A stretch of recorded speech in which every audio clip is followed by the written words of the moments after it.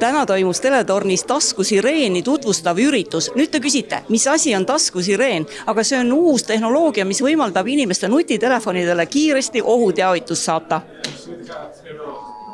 Palun. Taskusireeni puhul on tegemist pilootprojektiga, kus kohas me otsime lahendust ohuteavituse edastamiseks selliselt, et see alarmeeriks inimese telefoni ja samal ajal ei oleks otseselt sõltuvalt mobiilside operaatorite võrgust. Ehk et olla rohkem toimepidevam ja olla rohkem märgata.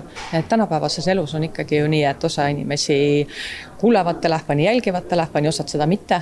Et meil on vajalik siis see, et ka telefon alarmeeriks ja et inimene ei teeks selleks ise mitte midagi eraldi.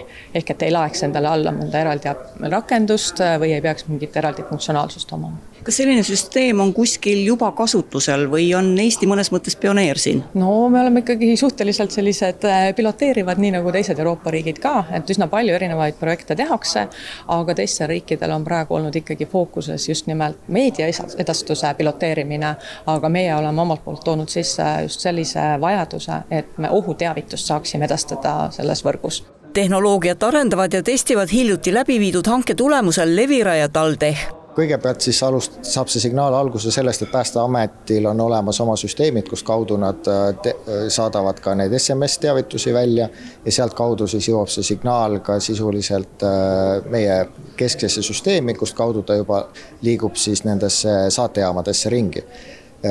Et pilootprojektis on meil kokku 5 saatejaama ja 3 sellist suuremat positsiooni, ehk et me tekitame Leviala Koerumastist, Pärnumastist ja Tallinnast. Nii et see katab nagu sellise kolmandiku Eesti territooriumist, millega meil on võimalus siis testida, piloteerida erinevaid võimalusi, et kuidas need signaalid levivad, kuidas mobiiltelefonid selle asja kätte saavad ja et kuidas see asi nagu üldse tulevikus võiks hakata välja nägema. Ja siis saabus sündmuse kõige põnevam osa, kui uut süsteemi katsetama asuti. Kohe näitame teilegi lähemalt, kuidas asi teie telefonides välja nägema ja kuulma hakkab.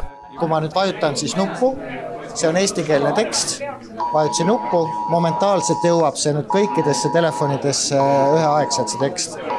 Ja see tekst on nüüd siin eesti keeles ja siia saab ka lisada siis sellist interaktiivset sisu, et nagu siis lingid, siia on võimalik panna mingid lisapilti juurde ja see seade siis loeb ette selle teksti. Et kui see tekst on nüüd eesti keeles, siis tal on natuke raskusi selle ette lugemisega, et hakkab siin veerima neid tähti siin ükshaaval ette. Aga et kui ma nüüd vajutan näiteks seda ingliskeelset nuppu ja kui me nüüd kuulame siis seda ingliskeelset teksti, et nüüd on ta ingliskeelne tekst siin ja sellest saab siis paremini aru. Täna teavitatakse inimesi ohu korral SMS-iga, mis ei pruugi olla tõhus ega kiire, kui on vaja teavitada suurt osa elanikonnast. Taskusireen kindlasti annab sellise lisakanali, millel on oma väga tugevad eelised, mida te täna kas või nägite, et tegelikult see teade tuleb ülikiiresti.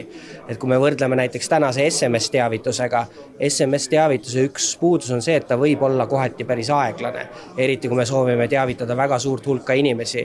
Et kogu riigi teavitamine võib meil võtta mitukümmend minutit aega, aga selle taskusireeni suur pluss on see, et see põhimõtteliselt on kohene teavitus. Ja teisalt loomulikult taskusireenilis on see, et ta ei ole sõltuv tänastest mobiilioperatoritest ja mobiilimastidest. Et SMS-i puhul me ikkagi peame arvestama sellega, et kui meil on näiteks pikaajaline elektrikatkestus, siis võib olla SMS-ide edastamine palju keerulisem.